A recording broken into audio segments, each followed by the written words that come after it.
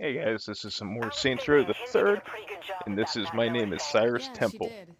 Why do I feel you didn't call just to say that? What, I can't say go team? No, that's cool. I was beginning to think you turned all cold bitch on us, honey. What can I say? Things haven't been all sunshine and roses. Oh, no, no, no, no, no, no, no, fuck! Shandi? That's not good. Um, Couple things I want to touch upon in this video. Um, I think one of the things I'm going to start doing is, and I've been kicking this around for a couple weeks now, and I don't know, it kind of seems like a good idea. See if anybody watches it or anything, but I think I'm going to start like a, for lack of a better term right now, like a my history with gaming type of series where I talk about like how I got started playing games and things like that, and my favorite games over the years that have had a. Pierce, think we have a problem. How so? Shandi's been taken. Taken? Taken how? I don't know. I was on the phone with her when I heard a struggle and But someone else picked up her phone. You think Kilbane got her? Sounded military. Sounded like Stag. So what's the plan? Head to image as designed. I have an idea. Is it any good? Does bold count? With you? No.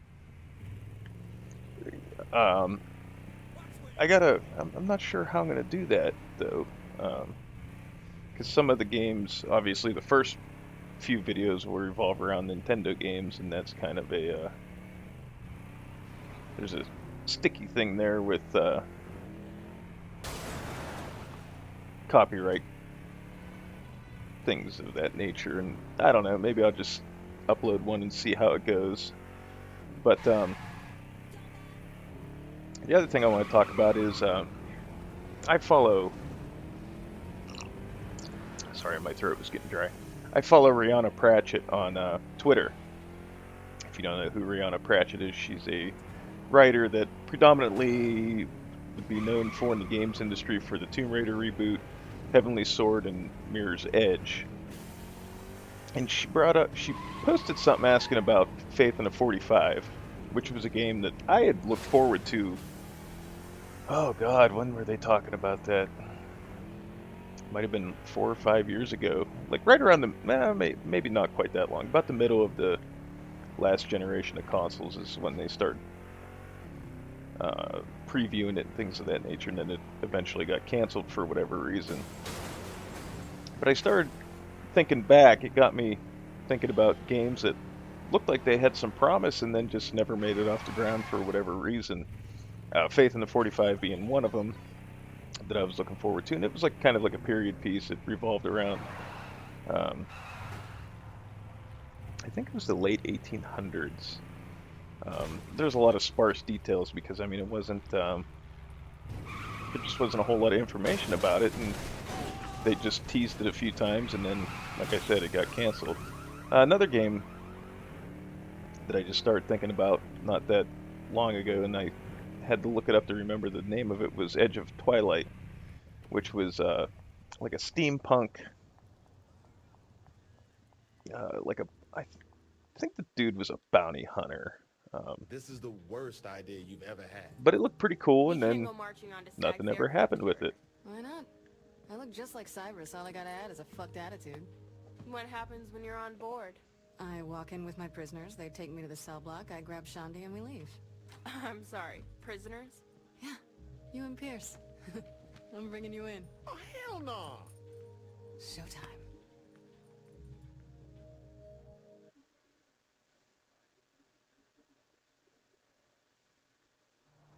Let's grab a Stag transport, soldiers. This is weirding me out. Okay, so we get to the carrier.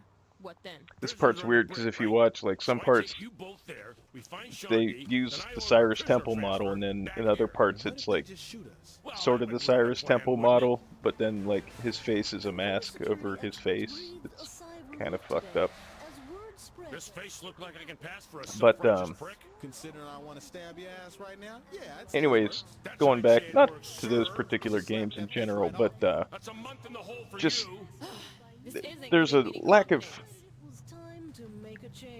I think, innovation right now not so much a lack of, but bigger AAA games don't seem to innovate so much because I think they're afraid of spending, publishers are afraid of sinking money into these games, and then the game tanks. Because, you know, it's hard for a new IP to get off the ground and find a footing and become successful. Now you have things like Destiny and things like that that are an exception to the rule. But for the most part, every year, what do you see at these big gaming conventions? Sequels and things of that nature. I mean, we're on like Call of Duty 500 and Assassin's Creed 350 and whatever fucking sequels are coming out for the holiday shopping season. And there's nothing wrong with that to an extent. I wish Assassin's Creed and Call of Duty would tone it down a little bit and maybe not necessarily put out an iteration every year. But, you know, there's nothing really that we can do that's going to change that. I mean, they sell, and as long as they keep selling, then they're going to keep getting You should keep the face when you're done with it. shat out every Cyrus is November of very every powerful year and statuesque. until they either completely tank or they're just like, hey, we're going to take a year off. So unless it completely tanks realistically, they're going to be coming out every year. But you don't have, at the same time though, like, there's a weird, This is a horrible idea. Just do it already. Look, you may like, be cool with wearing how much handcuffs, can but you this innovate motherfucker now, ain't you down know? with that. What's that supposed to mean? Well, you know, you ran a prostitution ring. There's So, a lot of clearly I can ideas be that are chief. being You carry a refined, gun. Does that mean you like but to be as shot? far as like No. something new So and how completely about we stop being a mind-blowingly judgmental awesome, man-child? you don't see that too much anymore. And I think part of that maybe because the majority of the gaming audience are people like me that are in their early 30s. I'm 31. Or their late 20s. You know, we were around for the Nintendo and the SNES. And I need you to sign off on some prototypes I've been working on. Thanks for the offer, but I'm going to process these two ASAP. but these two down to detention for you, sir. I think, Thanks. and that might have something to do with some of my, The commander? I don't want to say apprehension about buying a new console. It's just that I haven't felt the need to rush right out and buy a new console because This way. there's not a huge How are things? leap in innovation in technology as far as I'm concerned. Yes, the games are prettier, but No, it's it was easy. you know, when you played Super Mario Brothers 3 I totally agree. for the NES, that was the first Mario Brothers game where you could, like, I don't regret a thing. you had the raccoon tail, you could fly, you know, and then you had the P-wing where you could continuously fly. You didn't have to charge it up, and then you only got like this little bit of like a They can do that? gliding type of thing, I guess you could say. Before. But This one of them? No, sir. It is top quality. Good. It- Is there anything else I should know about? was something that at the time you never thought you could do in a game, Be better you know. if it was used against us. You had Kid Icarus, but it wasn't quite the same. But coming from Mario 2, which wasn't exactly, it was, I wouldn't say it was innovative, it was different, but it was different because in Japan it was a completely different game that they reskinned with Mario characters. But you went, so I guess the greater leap would be going from Super Mario Brothers 1 to Super Mario Brothers 3, where in Super Mario Brothers 1 you had your basic run to the right of the screen, you had your super mushroom, your fireball, and you had a couple underwater levels, you know, and then all of a sudden there's this verticality where you can fly, and it's like, holy crap. And when you're 8 or 9 years old, it's just like amazing at the time, you know. So that's your name. But you know, so then you had, you went from the NES to the Super NES, and the game, you know, that was probably what the last console that had a pack-in game. Well, I guess outside of the Wii with Wii Sports. But you had Super Mario World, and holy crap, was that awesome! Not only did you have this huge leap in fidelity in terms of how the game looked, but you had the cape, you had the whole mechanic with Yoshi. You had the different, you had the branching worlds, you know, which, I mean, you sort of had that in Mario 3, but you didn't have multiple exits leading you out of the same level.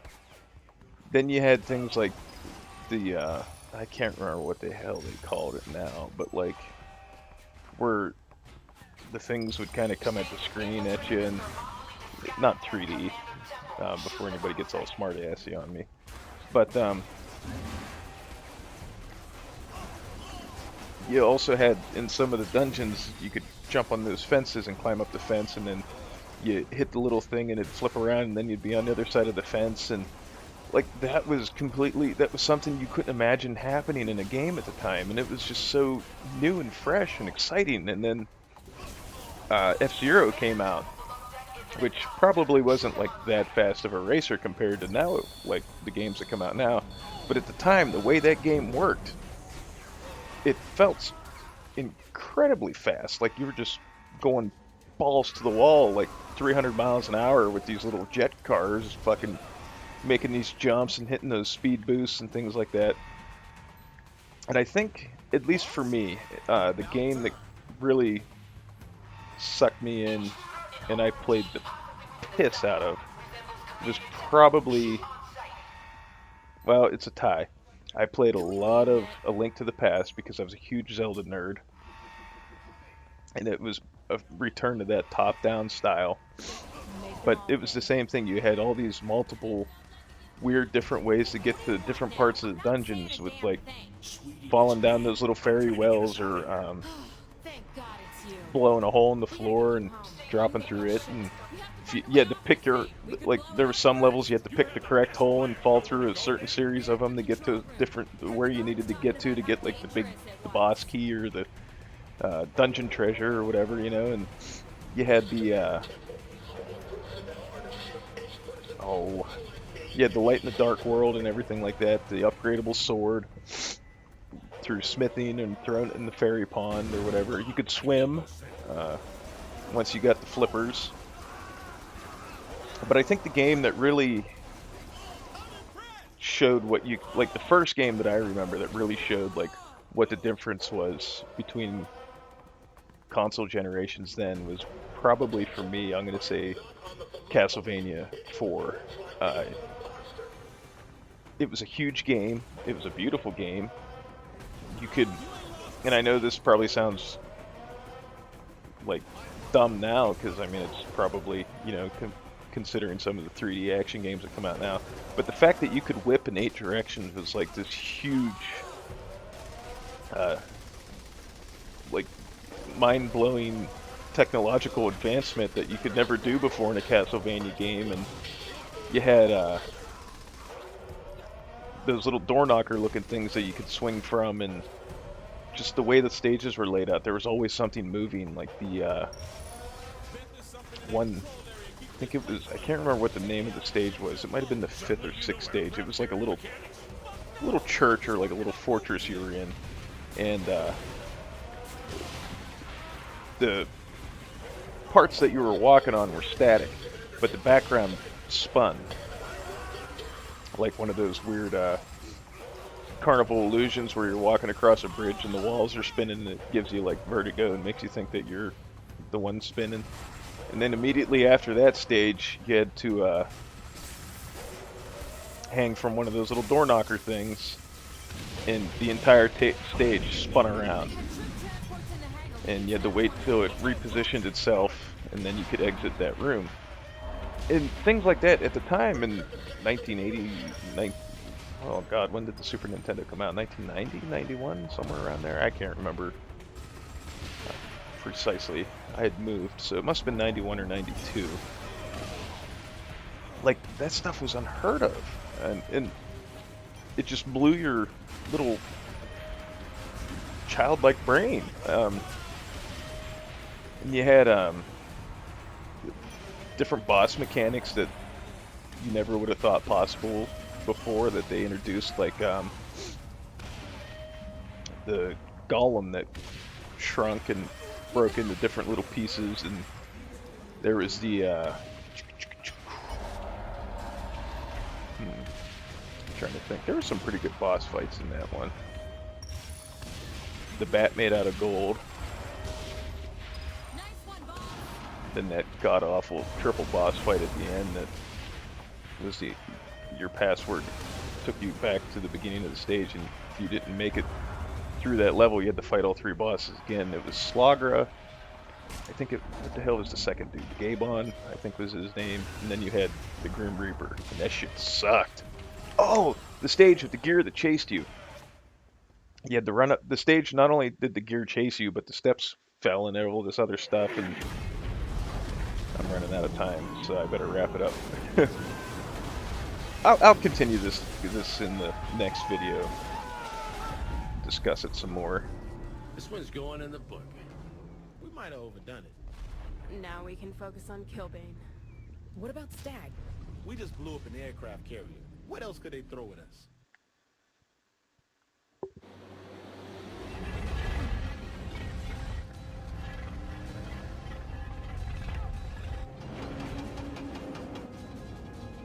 Shit's getting real now.